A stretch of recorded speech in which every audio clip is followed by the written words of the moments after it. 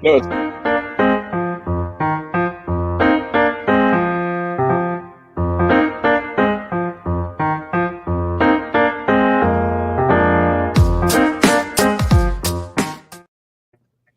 Good morning, everybody, and welcome to another episode of The Week That Was. I'm Saeed Khan, and well, the sun is out today in Metro Detroit, even though we had a smattering of snow yesterday, but such is April in the Great Lakes State.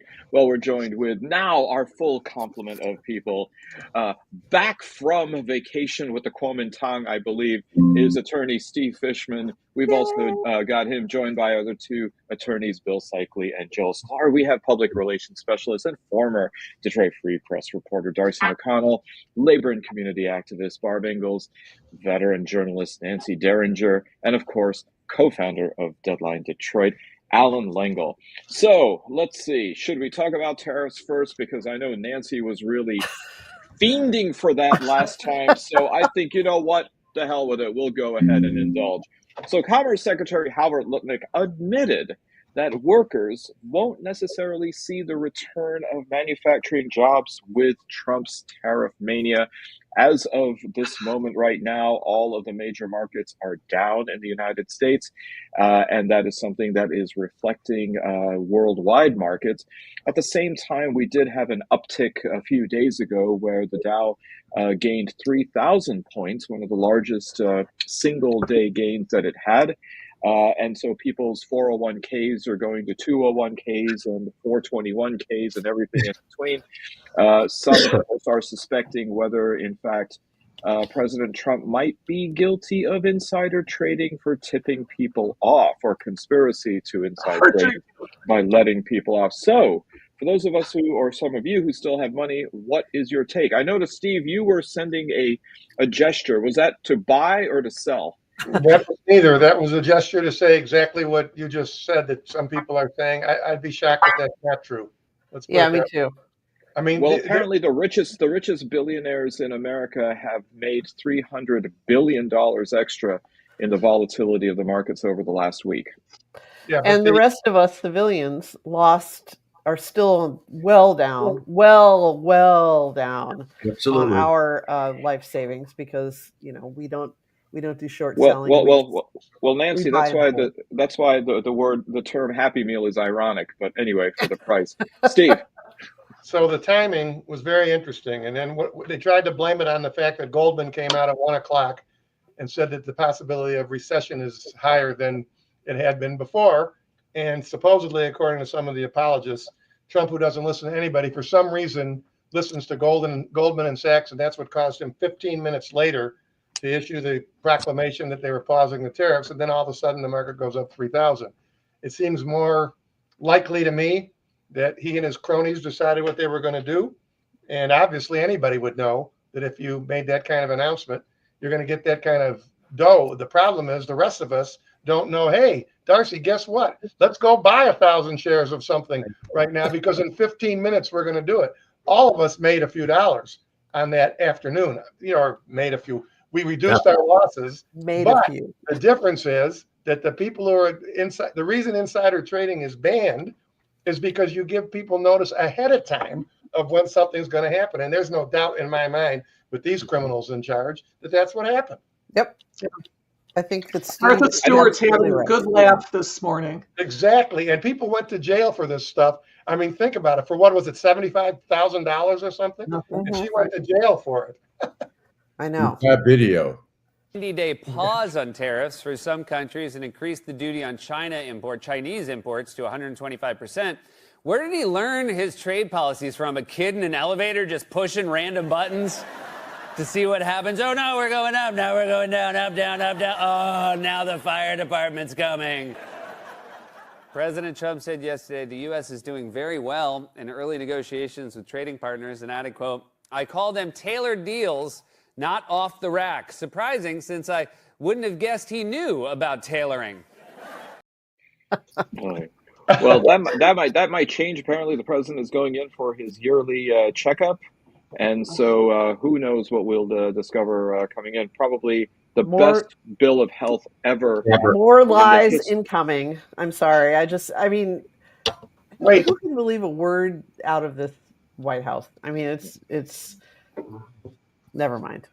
Steve. Keep in mind, this is the same guy when now Representative Ronnie Jackson was the doctor, and Ronnie Jackson said with a straight face that this big fat piece of shit was in the best shape of any president ever in the history of the world. He probably was in better shape than Senator Bill Bradley, who only starred in the NBA for 15 years. Yeah. I mean, you really expect they're going to say that he's 6'1.5" or 2 and he weighs 300 pounds? No, they'll say he's 6'3", 215. And the last time they said it on Facebook, one of the athletes put a picture of Lamar Jackson, the great quarterback, right? They had a picture of Trump with his gut hanging out like this, and it said 6'3", 215. And then there was a picture of Lamar Jackson, who happens to be 6'3", 215. It's a little bit different, I would say. I remember that. That was a great moment. Well, this reminds me of when Sir Mix-a-Lot said 36, 24, 36. Yeah, only if she's 5'2". Well, Darcy, Steve gave you a name check there. I mean, how do you see this playing out, and particularly how do you see this playing out with the American public? There was a Quinnipiac poll out this morning, according to CNN, that says that generally speaking, with such kind of news, the opposition party would see a gain, and especially in the lead up to the midterm elections. And actually, right now, it seems as though public perception as to who's doing a better job for the American people, Democrats and Republicans are in a virtual tie. So it seems as though even after the tariffs and the pain that a lot of people are feeling and the uncertainty, messaging seems to be something that's not reaching people.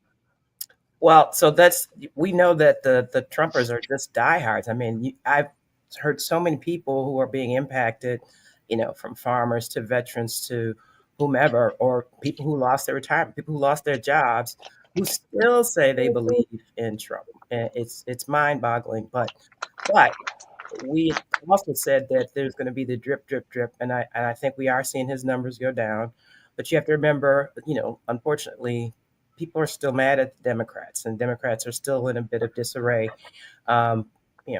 Concerned that, hey, what are you guys doing? Are you speaking up enough? So I think there's some positive movement on that, but there's still some fractures that need to be healed within. Barb, I mean, even UAW President Sean Fain has come out and said that these tariffs actually aren't the worst thing for the American auto worker, and in fact that American auto companies can absorb the additional costs that are going to be associated with the tariffs. What say you about that?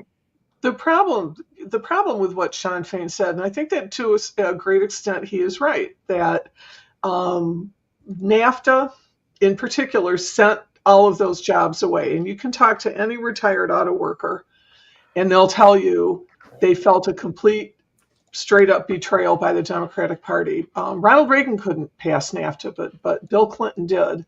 And we're still feeling the effects. The problem that I see is that we can't get those. They've destroyed. I mean, they a lot of those factories are completely gone. They tore them down. They're flat in their Home Depot warehouses where there was a transmission plant in Warren. And even when they come back, are they going to get any guarantees to have union jobs in those? So, I hope that Sean Fain has something better up his sleeve than just this. I mean, I've liked everything he's done so far, but this just makes me kind of go, of course, bringing back manufacturing is a good thing. I don't see it happening, and I don't see it helping the American worker as long as the Republicans are in power. Bill, are you saying that this is going to bring back one manufacturing job, or are you just trying to get my attention? Well, I don't know that it will bring back one manufacturing job, but more importantly, what if the tariffs work? What if this whole concept was successful? What would we look like? Nobody's asking that question. But I think what would happen is, look, you cannot bring manufacturing jobs back to the United States and still expect to have cheap cars. That's not what's going to happen. Right. We pay American workers too much money compared to, that's why we have this global market. So bring it back, here's what's going to happen. Salaries are going to have to go up so people can afford things, and the prices are going to go up. But, to the average person, all those cheap goods that have kind of allowed us, no matter what we're making, to at least have some standard of living, are all going to go away.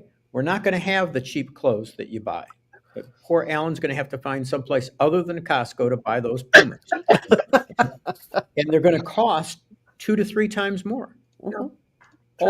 Everybody's prices are going to go up. So our salaries are going to go up. But this disparity between the wealthy and the poor is going to become greater. Nobody's thinking about the outcome. He wants to say that he's bringing these jobs back. But if he brought the jobs back, one of two things are going to happen. Either things are still going to be even more expensive, or they're going to be non-union jobs, and they're going to be paying people very little. I think when we're going to see real movement, and we've seen some of it, when the Republican senators start getting angry and fearful. There was one congressman who said they usually get 50 phone calls a day. They were getting thousands a day. I think you're seeing Senator Johnson, Tillis, all these people are freaking out. They're scared. And, as my friend Ira Todd said, when you start messing with white people's money, watch out. Except that, look, it's not that I disagree with you, Alan. It's not that I disagree with Darci. I think Darci's points were very well made. But we are not in a typical time. No. We ought to have Ed Sarpolis back on to talk about the polling and the stuff. It appears to me that there's at least somewhere between 40 and 45% of the American public that are just going, including the American voters, by the way, who are just going to support Trump, no matter how far he runs this country into the ground. Until it hits people in the face with until they start feeling the farmers are starting to feel it. When the common person starts to feel it, even the Trumpers, when you start messing with people's money. Alan, how many times have you and I both said, the American people are not going to tolerate this? Whoever thought that we were going to elect a convicted felon? Whoever thought we were going to elect somebody who would talk about grabbing women's pussies and they let you get away with it if you're famous? Who ever thought we'd be in this place? The reason we're in this place is because he has a cult following. All these typical rules that we think matter have not mattered so far. And I'm not at all sure. Thank you, Ira Todd. Ira's a very bright man. He agrees with me. Well, I agree with you that I was saying that, there are people who still put an asterisk by it. Like, I don't like this. I don't like that I lost 20,000. I don't like that, we're looking at this huge dip in our farming business. But, they are expressing more concern. And like I said, overall, its numbers are decreasing. So I think the big issue that was raised is like, we still need to connect the dots better for the average Joe. Who may not have felt that yet. And, that's just having a lot more two-way conversation with folks. Darci, it's interesting you said Joe. If this would have happened under Joe Biden's administration, can you imagine what the reaction would have been? Yeah. Well, Bill, you may have gained Ira Todd's approval, but we lost the cat lovers audience. So there you go. Steve. Question with respect to that, I happen to be watching MSNBC, and Alex Wagner was interviewing farmers, and I don't remember what state, Kansas, something like that. The most interesting thing, and eventually they talked about it back in the studio. Remember the first time that he pulled this kind of crap, they bailed the farmers out. Remember, they just plain out all the stuff they complain about when it comes to maybe having Medicare or Medicaid was okay to bail the farmers out. She had the impression, and she told Nicole this when they were talking, that a lot of the farmers are feeling that way again. Yeah, they're getting screwed, but they're figuring he's going to come and where's my stimmy? Yeah, right. So yeah, Nancy. I just my husband and I are roughly the same age. He dropped out of college for a year, I think, maybe two. I think a year, and worked in factories in Northwest Ohio, where he's from, and that experience was probably more educational than his entire time at Bowling Green State University, because it sent him galloping back to college to finish and get a white collar job, which he did as a journalist. But he worked in. We've all bought the Etch-a-Sketch for our children when we had little kids. The Etch-a-Sketch.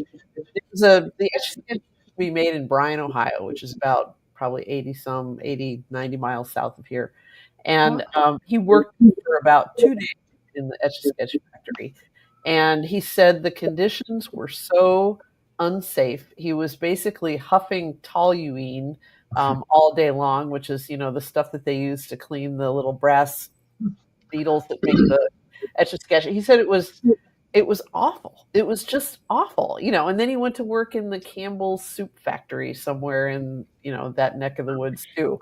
That was safer, but it was also just terrible. And would you ever buy Campbell's soup after? I can't. That is one of the things I cannot buy Campbell's soup anymore. All the soup in our house is now made from scratch by me because he refuses to touch that shit. And it's not that it's bad soup, but I think anytime you have seen food made on an industrial scale, you will never touch that stuff again. Wasn't it the same factory, Nancy, that made both? A friend of mine had a similar experience in the Brock Candy Factory in Youngstown, Ohio. He said chocolate is the opposite of scotch. You have to learn to dislike it. But anyway, and so people talk about like we need to bring manufacturing back. It's like yes, but I mean there are some people who are just probably never going to be suited to be a law partner to our brilliant troika. But there are also there's when GM workers were being paid handsomely and there were a lot of them, the smart ones use that extra money to send their kids to college so they would not have to work in auto plants. I mean, let's just be honest here. I'd laugh half a day in a place like that. Well, manufacturing will come back. It's just it's going to be automated, and I don't think the American public's worried about a robot falling into the vat. Well, that's the other thing. It's going to be there's going to be automation. There's going to be. I mean, it's great that you look at the murals at the DIA, the Rivera murals there, and you see like the amount of muscle that had to be used by workers in plants of the 30s, and a lot of that's gone because we have robots, we have we have assisted lifting and all that other stuff.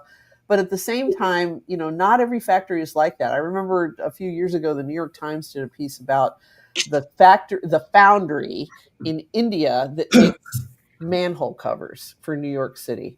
And it was like something out of hell. I mean, they had photographs of these Indian workers who were working barefoot, and among molten iron and sparks flying everywhere. And that was just the way, but they were all happy to have the job because, hey, it's a good job in India, but not necessarily for this country. Barb. Well, we got rid of NIOSH, so everybody can go to work barefoot again. So okay. Good news. Good news there. My husband spent 31 years with Ford Motor Company. He was an industrial electrician, but he started out on the line, just like everybody else at the Rouge plant. Right. And he worked midnights, and he ended up at a transmission plant where he stood in a pit, and the transmissions came. You saw American industry, and so you see the things coming that they have on these things, and they come, and he would catch a transmission in his hands in this pit and slow it down and stop it, and then do it for the next thing. And if it rained, he was up to his knees. This was not that long ago. Yeah. Some of these jobs are still going to be done by people, but they're not going to. But you can't. Why? I mean, if we had kids, they wouldn't have gone in the factory. But on the other hand, you've got a whole group of people that have a good middle class living because of those jobs, and we can romanticize them all we want. But they came at the expense of a lot of things, people's bodies. My husband's neck and shoulders are toast, and we can't get people right now to do apprenticeships in the trades, and they're not even like that anymore. I don't know where that middle class has gone. And my husband is very possibly the smartest person I've ever met in my life. And he did the opposite. He ran from academia. He went to college for a year and said, "This is just not for me." And got in there like the classic Detroit way. One of his uncles got him in at Ford. And that's how you go on the thing. I don't know. Catching a transmission as it comes down the line. That's just, that blows my mind. So, and he's not that big a guy, you know, it's his, and he would come home and his hair would be, you know, full of transmission fluid. And he would like walk in the house and walk past me and just stand in the shower. And I just hope that someday all of that just doesn't come bursting out of his liver or something, you know. That's the title of my new book. Bursting out of the liver. Catching transmissions in knee-high water. One of my college roommates, I'll stop this and remember when, and after this anecdote, All right, we'll move on. dated I went to school in Southeast Ohio at Ohio University, which is coal country, and she dated a young man who had dropped out of college, and because the coal mines were paying very well back then. And I don't think, I mean, this was well into the strip mining era. He was in one of these deep mines. And he would get out and he'd come out of the mine and he would take a shower at the mine in their shower. Then he would get home and take another shower in his own house. And then sometimes he would come to our apartment and take a third shower, and he still left black streaks on her bed when he slept over. Right. So it's kind of like, I mean, imagine what that's doing to your lungs, you know, to your eyes, to all the moist membranes in your body. It's horrifying. But anyway. I have one quick story. I worked at a pig slaughterhouse.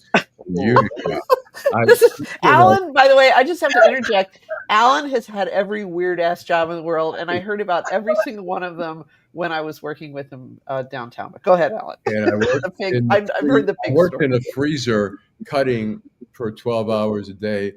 Like 7,500 hog carcasses would come down the line, and I would cut the kidneys off. And sometimes the kidneys were full of piss, and it was freezing in there, 24 degrees, would spray in my face. And then we were isolated from I was working with the Chaldean guy who knew about 3 words of English. So during the break, the other Chaldean guys would come in the back to let us know there was a break, and they'd go, break, break, break, break. That's my Well, I guess since we're sharing, I used to sell high-end audio equipment, and I once cut my finger on getting speaker cable ready. Anyway, let's move on now. So Commerce Secretary Lutnick goes ahead and admits that workers may not get their jobs back, but the Trump administration has been a little bit saltier at those who have similarly confessed. In fact, the Department of Justice sent armed marshals to warn a lawyer, Liz O'Year, from testifying to Congress, and I believe, Allan, we've got video of that. Okay, I'm sorry. Let's just get to... Thank you for having me. Exactly 1 month ago, I was terminated from my job as the Justice Department's pardon attorney. For me, this began with my abrupt firing. It was 2:00 on a Friday afternoon. I was in a conference room meeting with colleagues from several different DOJ offices. Halfway through the meeting, I was frantically pulled out by my deputy. In the hallway, she broke the news to me that security officers were waiting for me in my office to serve me with termination papers and escort me out of the building. Perhaps the most personally upsetting part of the story is the lengths to which the leadership of the department has gone to prevent me from testifying here today. Not sure what the echo was, but well, it was worth listening to it in stereo. So we have this incident where there is pressure being put on an officer of the court, and similarly, the Department of Justice went ahead and suspended a lawyer who admitted, when asked a direct question by a judge, that the deportation of a man, Kilmar Abrego Garcia, a Salvadoran citizen but a lawful permanent resident in America, was a mistake when there was the dragnet of deportations to El Salvador. This kind of punitive measure, and I'd like to ask the lawyers, I mean, is there recourse for this lawyer suspended or even if terminated to go ahead and claim wrongful termination, because Catherine Leavitt, the beloved White House press secretary, said that these lawyers have a responsibility to represent their client, i.e. the U.S. government. And I think she Freudian slipped it by saying President Trump, even when confronted with a direct question and the threat of contempt of court by the judge. Well, Steve, you want to take it? No, Look, go ahead. And Mogillan, he's the foremost expert on legal ethics in our state. But this is not rocket science. Even a guy like me who spells ethics with a Q sometimes can answer this. You have an obligation to vigorously represent your client. You also have an obligation to the court to be honest. Confronted with those two obligations, the obligation to be honest with the court trumps your obligations to vigorously represent your client. You can't lie to the court in order to represent your client, even though that may be in your client's best interest. It's never okay to lie to the court. What was the guy supposed to say? I mean, it's one thing to say we're deporting these people under the War Acts because they were here illegally and they're members of a gang. I think that's questionable in terms of its legitimacy. But here, this guy was deported while holding a lawful green card. He had a right to due process. What was the guy supposed to say? No, we're entitled to do this to American citizens or American residents. I mean, it's an absurd position. So what was he supposed to say? I think he does have a right to claim for discrimination. In Michigan, an employer cannot discharge you because you refuse to commit a crime in the course of your employment. If you were to lie to a judge on the record, you're essentially committed a crime. You really can't do that. You can't do that. To do something, so it's against public policy in Michigan. It's against public policy everywhere. We want lawyers to tell the truth to the judge. It's the basis of our judicial system is that lawyers are honest. I know when a judge asks me a question, if I got to follow my sword, I got to tell the fucking truth. That's the name of the game. That's the obligation that I swore to. People have this woman has a right to free speech. This is clearly retaliatory. Whether or not it's protected by the First Amendment, that's a very subtle issue. It's very nuanced. She may have no protection because she may have been speaking out in the course of her employment as part of her official duties. It's a very thorny question, but it's clearly wrong. I don't represent federal employees, but I do represent state employees, municipal employees who get discharged for speaking out, for whistleblowing activities. There's no difference here. The problem is you have a brute who is Trump. You have a brutalist government, which is what we are. In truth, obligation and ethics mean nothing other than loyalty to Trump. So, there's the moral compass is Trump, and that is terrifying. Which means there is no moral compass. Darci. Well, to one point, I think reporting came out to show that it was mostly misdemeanors, right? That these, the majority of those who have been deported had committed misdemeanors or no crimes at all. So the whole gang notion is inaccurate. But what's concerning is this whole policy of going after judges, going after attorneys. I think the House just passed a measure that said that orders, by federal judges to go against having immediate effect. I mean, so I think the question that you're asking, we really don't know because every opportunity for recourse is being diminished or impeded. And we have a lot of people capitulating, law firms doing the pro bono work, or colleges that are like, okay, we're going to get rid of my alma mater, sadly, DEI. So that's the scary part. Where is the wall? Where is the remedy? Well, Speaker of the House, Mike Johnson, even entertaining ideas of limiting the jurisdiction of Article 3 courts. So here we go. Steve. I think you got to keep in mind, I'll announce it early today. My schmuck of the week is Pam Bondi. And I don't know if she did it advertently or inadvertently when she said basically that she works for President Trump. If that's the case, then every other attorney general in the history of the country was obviously working for the wrong person or the wrong people, because that's never happened before in this country. So what Darci is saying and what Bill is saying is exactly true. You've got a Justice Department that claims that they work for the president, which is completely at odds with the way our things are supposed to go.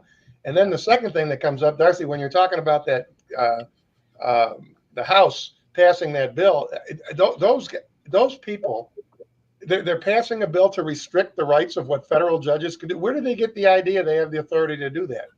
And where did they get that idea? Because the people have been kowtowing to it. The only people, basically, and even the Supreme Court, I can't wait to see what they eventually rule, but they're ruling on this kid, Garcia, whatever his last name is. Even the Supreme Court has stood up to this unanimously. Unanimously. Right. Yeah. But the point being, if it weren't for the lawyers and the courts, they recognize that, by the way. That's what all this is about. They realize they bullied the Democrats. They bullied a lot of people. A lot of people they're bullying the president of the universities. They're bullying these law firms. But the lawyers and the judges who are standing up for the principles of law, that's what is driving them crazy, because they're not used to that. Oh my God, these people have principles. They're not scared of us.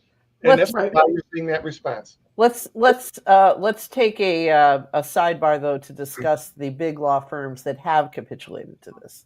I mean, we talked about that a little bit last week when you were here, Skadden Arps and so forth. So it's not every lawyer and every judge. But I appreciate that we have some. No, clearly it hasn't been, but it's the attack. Look, these attack on the big law firms and on lawyers generally by Trump through this executive order. This is crazy. These are bill of attainers, and they're barred by the Constitution. They are punishing the law firm under this executive order without due process. Mm-hmm. Congress couldn't do this. And it seems to me when it gets up to the courts are going to rule, you can't do this. You can't dictate this punishment when there's been no due process to litigate it. But Bill, I mean, if they do it, they get away with it, and people capitulate because they're worried about their business. But that's the thing, Bill. I mean, to be fair, these law firms are going into the Oval Office and they're quote unquote negotiating, even under duress, it can be argued. But the fact that they are then capitulating seemingly without filing a lawsuit, ironically, to challenge it means that this is not going to have its constitutionality challenged. Joe? As long as some people challenge it, it will. As long as, Jenner Block and the Connolly firm, as long as they challenge it somewhere along the line, the court will deal with it. But I think your rights are only as strong as you assert them to be. If you sit on your hands and you do capitulate, those rights are diminished. I think what these firms have done is what people do. They act out of their self-interest. To hell with everybody else. Mm-hmm. Principles be damned. I want 2, 5, whatever they're getting paid. But it's completely wrong. We should be in lockstep as lawyers. We haven't. We swore. All lawyers swear an oath to the Constitution. And that oath is being breached when you don't fight for the Constitution. And as lawyers, we have a special obligation to do so. At least I think I do. I know Bill does, and I know Stephen does. We have an obligation to represent the people, to uphold the Constitution, to maintain the republic that we have. That's our job. And to see these large firms with remarkable resources just bend over is just shameful. Mm-hmm.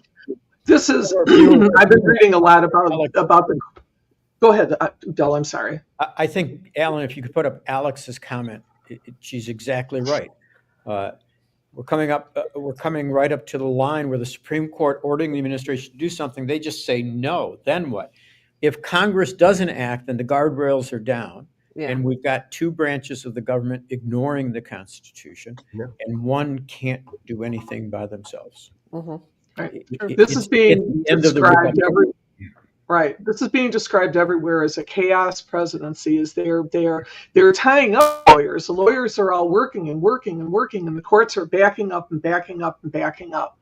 And unless lawyers leave those law firms, because I'm sure that those firms are filled with people that are horrified at what their people are doing, we're all kind of afraid to take that step that we need to take.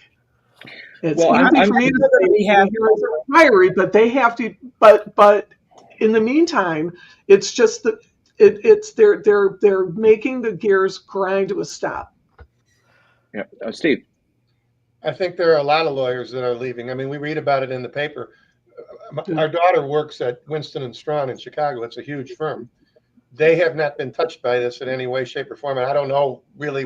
I know what they do, kind of. They do everything. These big firms. But there's not much doubt in my mind. I think if Winston and Strawn were targeted and they capitulated, I think Rachel would leave.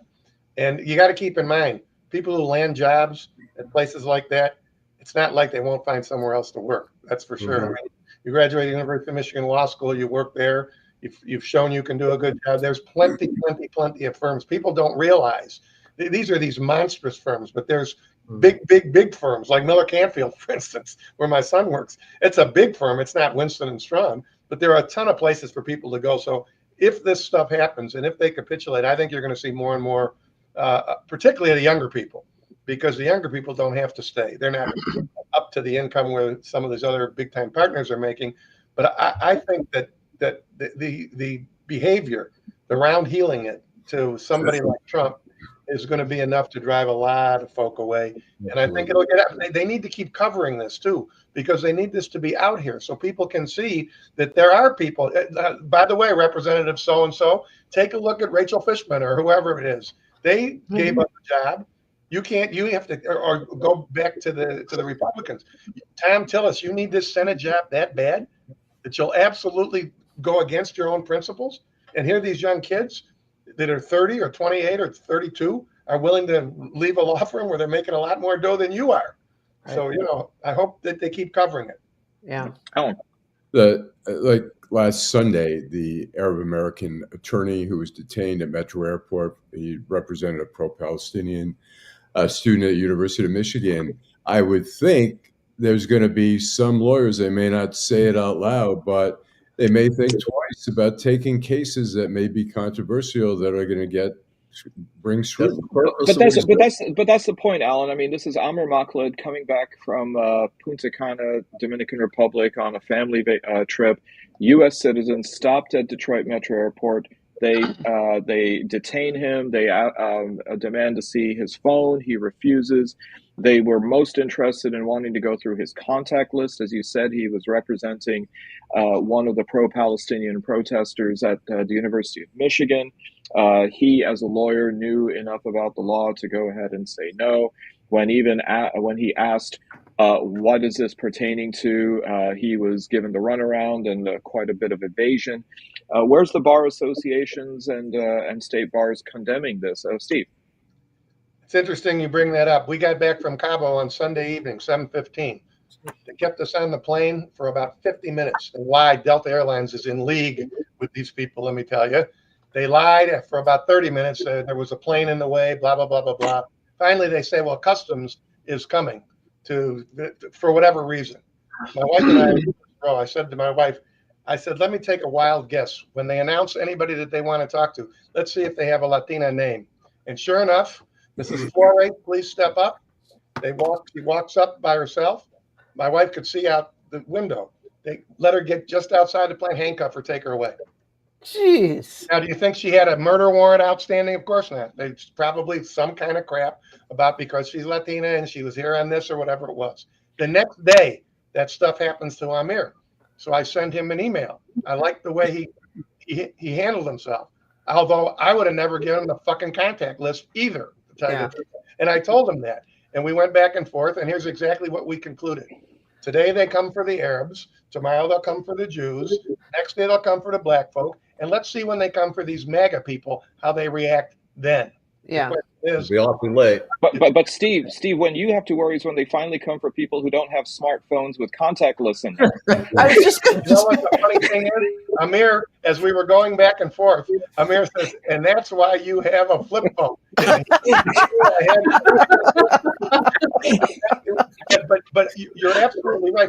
When you're saying the fact that he's a lawyer, it not only gives you the knowledge, it gives you the chutzpah, the nerve to talk to people like that. And keep in mind, they would not even identify themselves by name or say what it's all about. Think about that. That is literally Nazi Germany, for God's sake. It really is. It's a police Stop being a lawyer. You can't say my name is Joe Smith and this is Darci McConnell and we want to talk to you about X. You can't do that. Steve, in 2003, I was flying back from Amsterdam, having come in from Istanbul, and customs officials boarded the plane. They came to my seat and they escorted me off. Really? Yeah, all for being Latino. So, yeah, I mean, your Spanish wasn't good enough. That was the problem. Tienes que practicar más tu español.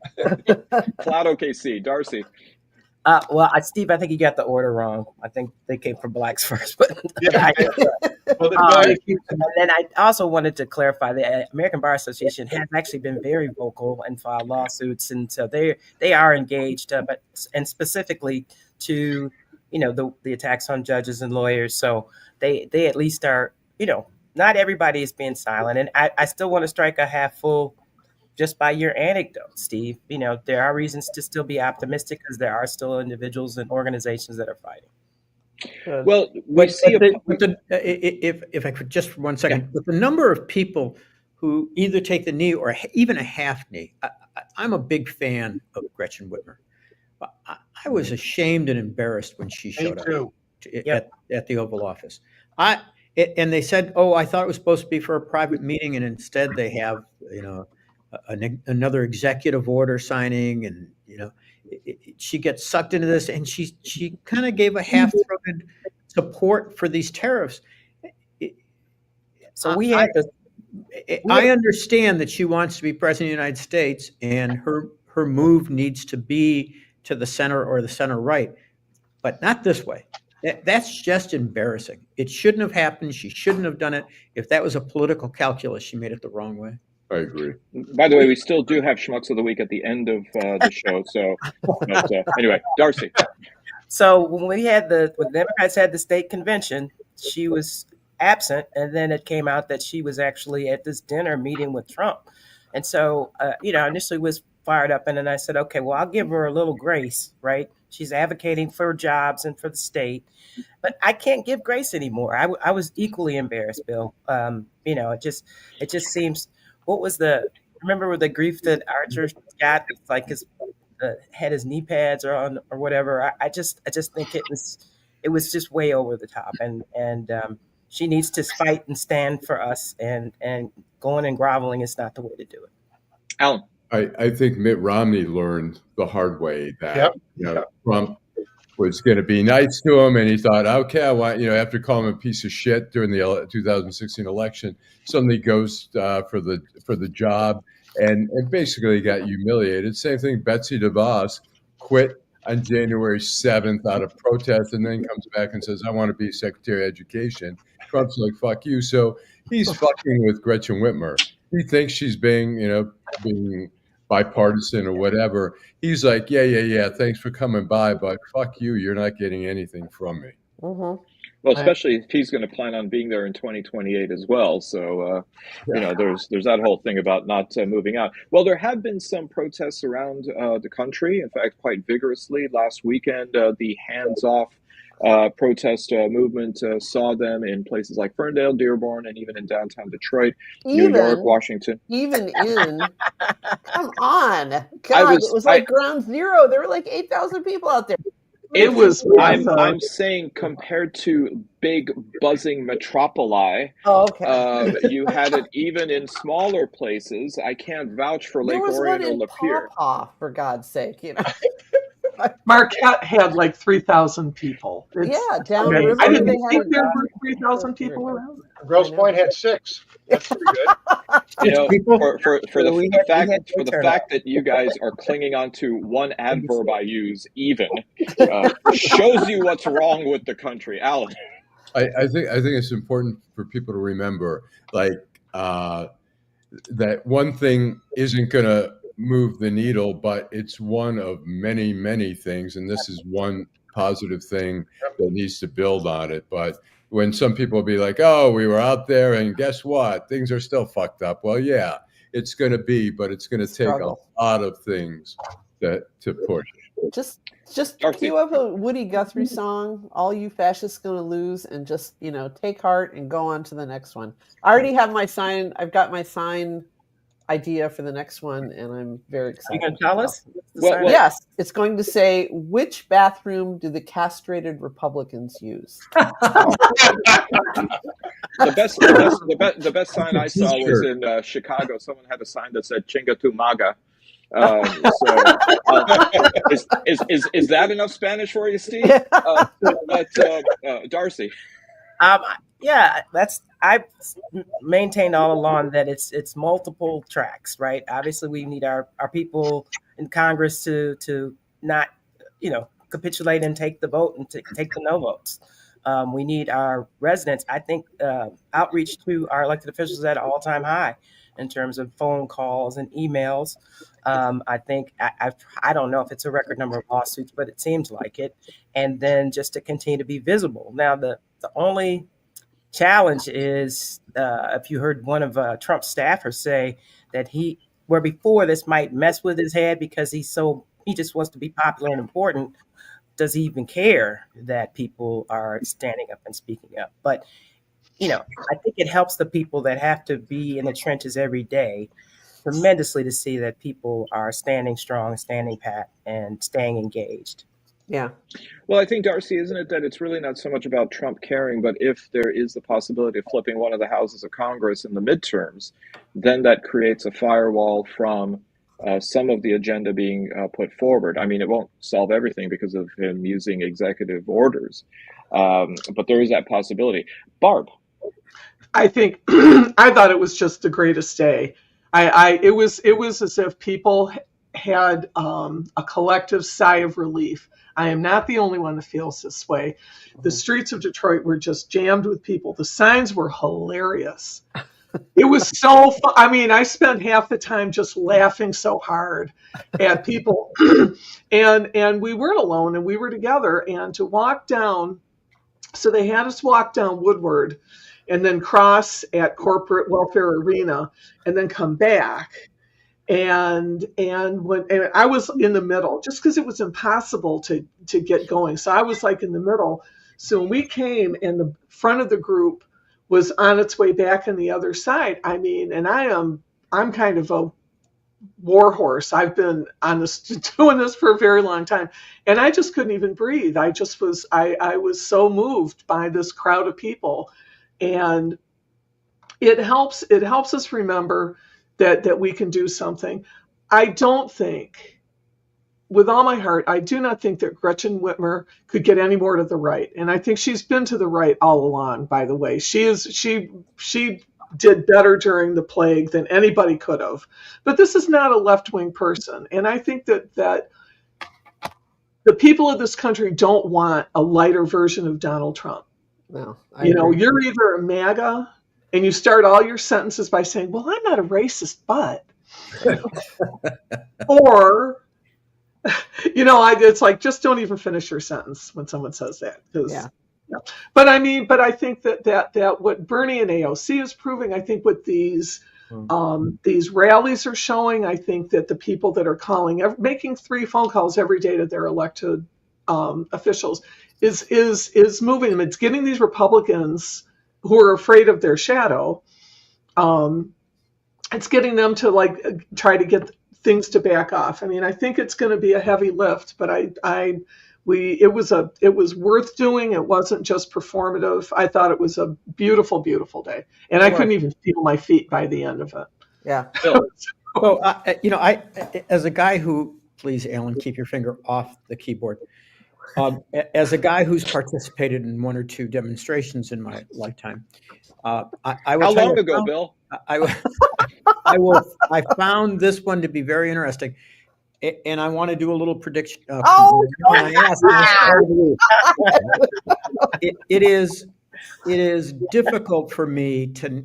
It was difficult for me when I started. I had these feelings. It was nice to not be alone. It was nice to have the support. I saw this very old woman in a wheelchair being pushed around by her friends who had a "F-U Trump" sign. Warmed my heart.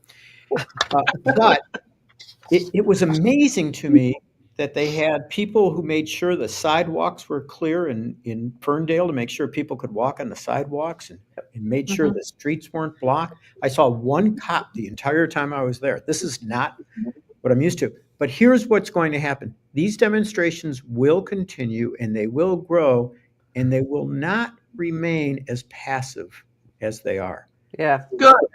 Back in the day, we would have been in the middle of Woodward. We would have shut Woodward down. Right. They did not do that. They intentionally didn't do that. The crowd, the diversity in the crowd in terms of age was heartwarming.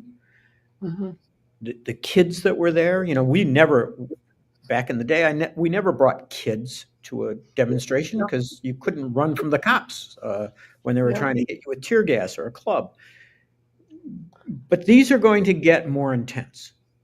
Just like the Black Lives Matter demonstrations did. These are going to become more intense. It's the nature of these kinds of demonstrations. It won't be pretty. It won't be. Agree. And speaking of old people, we didn't play the Colbert thing yet, have we? No, I don't believe so. Folks, may have been an insane week on Wall Street, and you might be a little nervous about your 401k, but don't you fret. There's always Social Security. Kinda. Because starting April 14th, Social Security is eliminating phone services. But there's going to be a difficulty because the only other ways to apply for benefits are online and in person, but nearly 6 million seniors have more than a 46-mile round trip from an office. That means more old people driving. Yeah, Han, tell you what, I'm gonna be late home from work. Yeah, I'm stuck on I-90 behind 6 million Buick LeSabres. Hey man, don't knock the LeSabre. That was my second car after a Buick Century. Barb is right. There were some fantastic signs, and compared to a MAGA rally, everything was spelled correctly. There was even punctuation in there. But I really loved this one. I don't know if you can read it. It says, "Come on, people, now smile on your brother. Everybody get together and Impeach this motherfucker right now." Well, my two favorites are I've seen better cabinets at IKEA. That was good. Make measles great again. Well, that's a shout out to the young blokes. This was my favorite. What was it? Oh yeah, University of Arizona. you So, stupid orange fuck. Right, exactly. There were a lot of obscenity, but it was funny and well deployed. A couple things to be quick. Number one, Congressman Thanedar cops to using taxpayer-funded money to reimburse himself up to $484,000 on an ad blitz. Do you think that this will come back and bite him in the 2026 elections? Hope so. Okay. I think he's vulnerable in the 13th district. He's made it somehow, but he's like John James.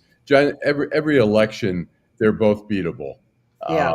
And I think he's beatable. Well, and if we had Adolf on here some weeks back talking about how it's shameful that the blackest district in the state of Michigan doesn't have a black representative. We have, I guess, Sri is not white, but he's South Asian. But but every year, every time he comes up, there are like 25 black candidates running against him. It's like you can't split the vote like that. Everybody doesn't get to be in Congress. Well, in this case, but this time around, it was just the Adam Foley stepping himself in terms of not getting enough signatures. By the way, Nancy, it's not a source of pride for me because I'm British, so I don't see him as a South Asian messiah by any stretch of the imagination. I don't see color when I look in the mirror. I just see clotted cream and tea time. So there you go.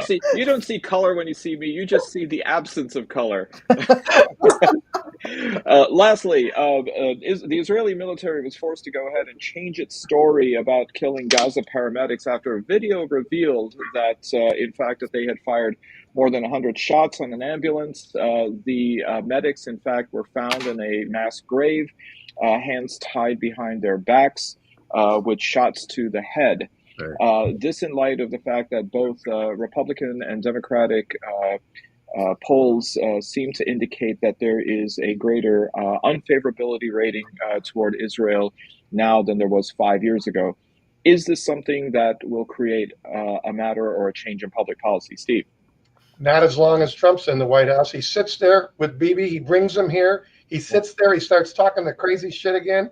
And Bibi's endorsing it. Yeah, great idea. Let's get rid of the Gazans. And that was a fine idea. Are you kidding me? Nothing is going to change just like with everything else, as long as Trump's in the White House. Everybody, 99% of the populace of the world could say, this is crazy. This is ridiculous. We got to do something about it. He wouldn't change his tune because he doesn't give a shit about the people who live in Gaza. No, I completely agree with Steve, but even worse is how the American press wrote this story. Exactly. They say the American press writes the story of, well, the Israeli government changed its position.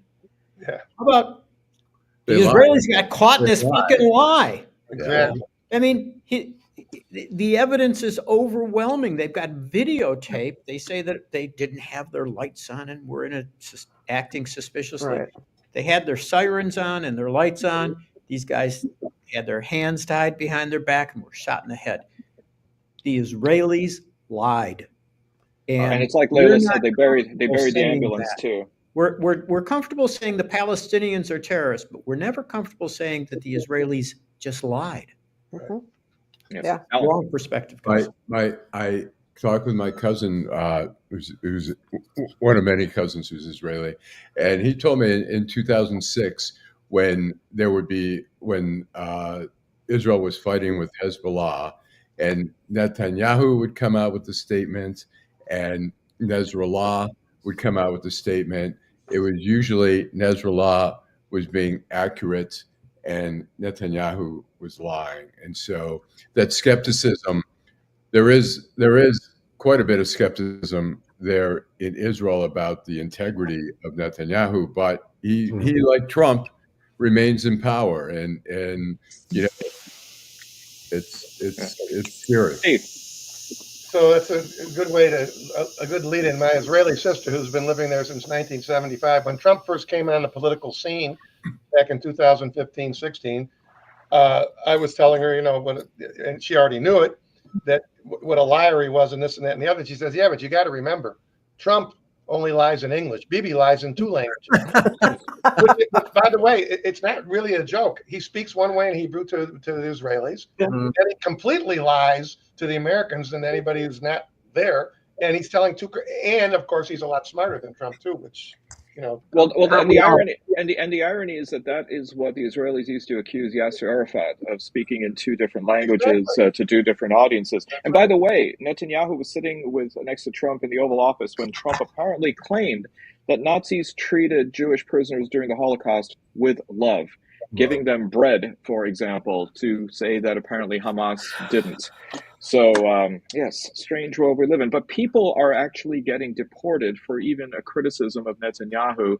The DHS has revoked 4 international student visas at the University of Michigan and another 4 at Wayne State. Apparently, it's your beliefs and your ideas and the use of an algorithm and AI by the State Department to go through people's social media to see if they have said something that is critical. So I think, Steve, with that flip phone, let me know if you're popping the trunk open. Maybe we could use some too, if you've got some back there. So anyway, Alan, let's go to the last segment. Downtown Detroit, Robert Wells, Schmuck of the Week. Steve, since you already gave one schmuck and you weren't here last week, enjoying yourself in Cabo, do you have another one? I do. Pam Bondi is probably my schmuck of the week every week, but really, my schmuck of the week, and this is probably true every week, is Howard Lutnick. I don't know that I have ever seen anybody that is as rich as he is and as dumb as he is. The combination of the 2 things is beyond my comprehension. The statements that he makes, the one about Social Security, and if his mom didn't get her check, it wouldn't bother her for a week. Of course, her son's a fucking billionaire. So, in the stuff he says every day, he's my schmuck of the week, even more so than Pam Bondi. It's his mother-in-law, by the way. Oh, I'm sorry, his mother-in-law. He didn't have who gets nothing. Yeah. Darci. I'm going to go with the National Park Service, who, in their wisdom, decided to rewrite Harriet Tubman's story by taking down the page about her and putting up black and white cooperation and just gutting the description. And then, of course, after some grief, they put it back up. But the National Park Service is my schmuck of the week. All right, Joel. Oh my God. I'm going to go with Alyssa Slotkin. This morning, she introduced legislation to ban the sale of Chinese vehicles, I think in the U.S. I think that just feeds this MAGA narrative, this protectionism, this populism. I'm really disappointed in her. I thought she was going to be a superstar. I'm disappointed in her too. And I don't think that's going to happen. I'm really so that time, I just hate that. It's pandering. It's hypocritical and it's destructive to her brand. I don't get it. So she's my smoke of the week. Yeah. All right, Barb. I'm going again with Kristi Noem, who put on her cosplay Barbie outfit and went back to one of the prisons. And again, if you look at her, it takes time to get those extensions in and to get the full makeup and then you make sure that your hat is on right. And then she has an AR-14 and she's talking and she points it right at the head of one of the officers standing next to her. And you see him kind of going.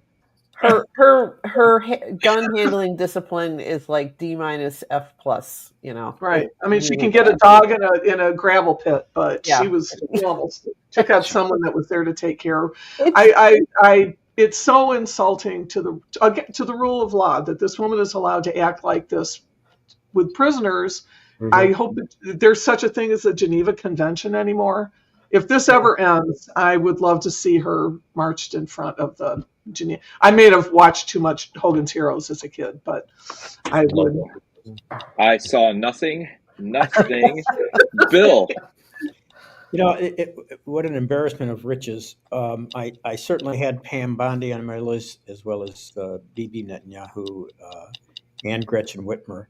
But I do think that the Republicans in the Senate, the spineless Republicans in the Senate, who refuse to acknowledge that the Senate is a co-equal branch of government and has a separate and distinct duty to protect the Constitution, and they're not doing it. I think it's creating the single greatest crisis that this republic has ever faced, in my opinion. I think it's time for Nancy Susan Collins imitation. In fact, you can give your whole. Why don't you scold me with that voice? Go ahead. I have to prepare. No. Bill, this is not a kinky show. Yeah. Sorry. Me? Yeah. All evidence to the contrary. Well, I have to prepare because my schmuck of the week is, of course, Bobby Kennedy. I have to. Our Health and Human Services Secretary. If you look at any list compiled by a public health agency of what the greatest health accomplishments in public health in the last century, there are two things that are always on the list: vaccines and fluoridation of water, of municipal drinking water. Fluoridation is effective, it is cheap, and it saves people's teeth, particularly children. Okay, so we already know that Bobby doesn't like vaccines, and now he wants to take. I want to get the fluoride out of the water. He's actually made a policy point. He went to the Utah, home of apparently some really crazy woman, has already moved to take it out, or has voted, it's done, to take fluoride out of municipal water systems in Utah. The first thing I did when that asshole was confirmed was write to the Great Lakes Water Authority and tell them, don't even think about it. Because this is, particularly in an area that serves as many underprivileged, low-income kids as we have in this metro area, to remove fluoride from drinking water is an absolute crime.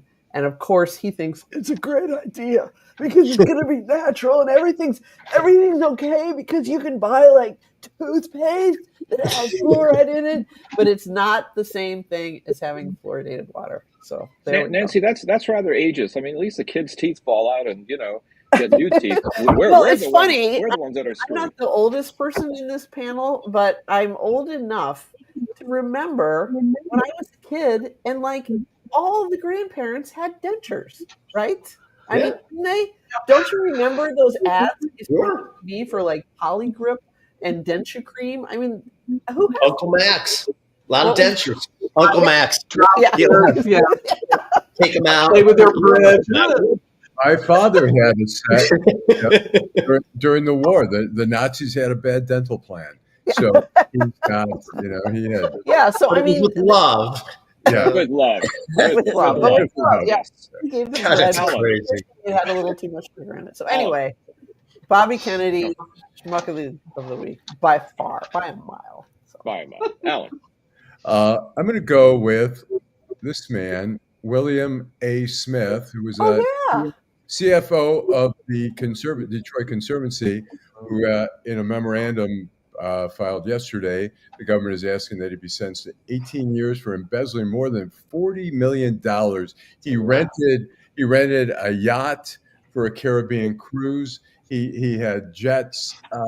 This guy was living, and he gave his girlfriend here $3.7 million and leased a Maserati for her. That's his mistress, I should add. Yes. His girlfriend. He's also got a wife. So yes. Yeah. And so yeah. Wow. So anyways, I mean, it's just outrageous. The guy had Pistons front row seats. He just, it's insane, the lifestyle that he lived. And I find most of that, of all these things I've covered of, union members embezzling money and stuff like that. There was a union member in DC. She was the president of the teachers union. They went to her home, they raided it. There were things like TVs and boxes that hadn't been opened, fur coats that were still wrapped in the original. They don't even need half the shit they're stealing for. And now, the guy's going away for a long time. I wouldn't quibble with that at all, but I would ask, Detroit's a small town. I mean, it's a big town, but it's a small town. Why didn't anyone notice this? I mean, why didn't anyone else on the Riverfront Conservancy board say, why is that guy sitting for it? He makes $200,000 a year, but he's got this huge house in Novi. He's got rental properties. It's like, why didn't anyone else say something doesn't smell right? When he 11 years that went on for too. Yeah, exactly. Normally we see embezzle. Is more of a social networking group than it is like actual oversight. But it'll be an American Nancy. Yeah, Nancy. I mean, to be honest, I mean, if you're his +1 one night at the Pistons game, are you going to ask those questions? It's funny. I have a friend who's a CPA.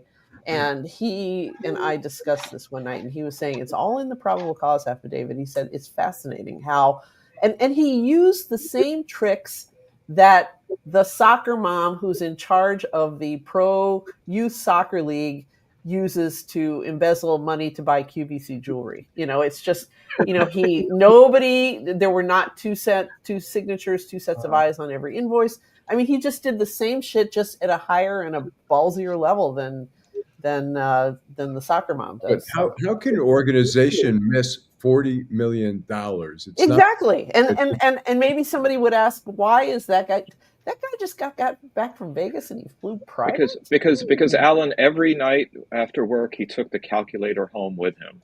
So. Well, but to Nancy's point, you can understand how an organization that the soccer mom runs isn't very careful about having two signatures. But this conservancy that was dealing with this much money, those are very standard.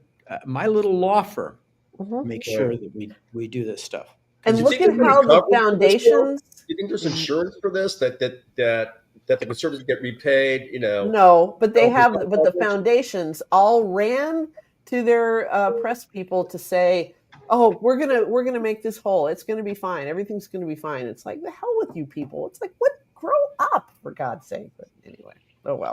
So I've got a couple. One is the 89th Texas legislature that's decided to, like the Alamo, lay siege on self-gratification in the state. A new Senate bill filed by North Texas Senator Angela Paxton, yes, the other half of Attorney General and soon-to-be Senate candidate Ken Paxton. This bill would require online shoppers to submit photo ID before purchasing a sex toy. Senate Bill 2003 claims to hone in on the protection of minors by regulating the online sale of quote-unquote obscene devices to those under 18, according to the Texas Penal Code, so that none of you get in trouble when you go down to the Lone Star State. An obscene device is qualified as a device including a dildo or artificial vagina, designed or marketed as useful primarily for the stimulation of human genital organs. Can we get some love for just a plain old vibrator? Okay. Joel's taking notes. I just want. That's the Texas penis code. That's the Texas. Yes, that's the penile code. Yes, that just happened. But the other schmuck is actually, and this, I must say, is simply a manifestation of where I think a lot of American culture is when it comes to transferring culpability. Golfer Max Homa at yesterday's first round of the U.S. Masters hit a shot out of the trees, so it meant that he was well off the fairway, and hit another golfer's caddy on the fairway on his backside, and then yelled at the caddy. It happened on the par 5 8th hole, but Homa ended up making par on the hole anyway before finishing the first round at 2 over par, 74, 9 strokes off the lead. The fact of yelling at the caddy is like yelling at squirrels for making too much noise. So, Max Homa, you're also my schmuck of the week. But fear not, because usually the cutoff is 10 strokes. And so if he does worse than 10 strokes, maybe he can go to Texas and work There on you the go. strokes there. I knew you were going home, Saeed. There you go. I knew I would be able to merge the two of them together. Anyway, thank you so much for another great episode of the week that was. Thank you, Bill Seikaly. Thank you, Joel Sklar. Thank you, Steve Fishman. Thank you, Darci McConnell. Thank you, Barb Ingalls. Thank you, Nancy Derringer. And with the last word always, Allan Lengel. Drive home safely.